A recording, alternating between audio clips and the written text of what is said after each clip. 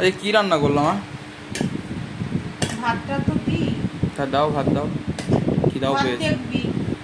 থাক থাক থাক থাক থাক। একটুখানি শাক পটল ভাজা দাও। না না, এই শাক খাবো না আমি। পটল ভাজা দাও। ডাল করেছো? ডাল দিয়ে পটল ভাজা দিয়ে খাই।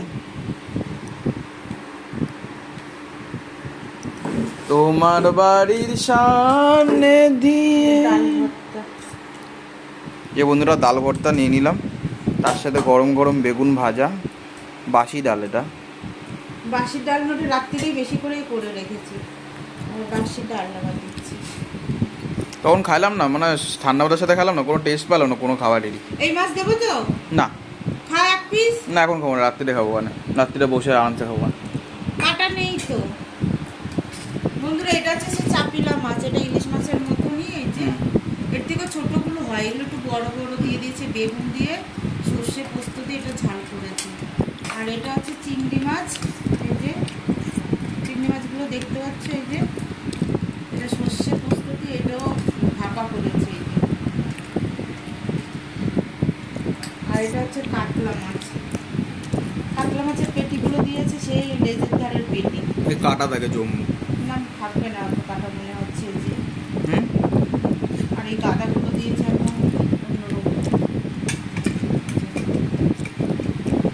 তাহলে লোকটা চিটিং বাজ, আমি ওই প্রথম দিন দেখে ওনার কথাবার্তা দেখে বুঝে গেছি।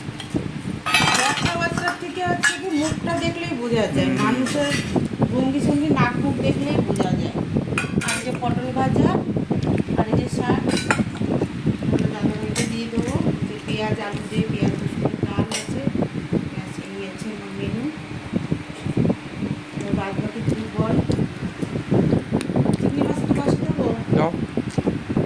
ভিডিওটা করছিস? হ্যাঁ।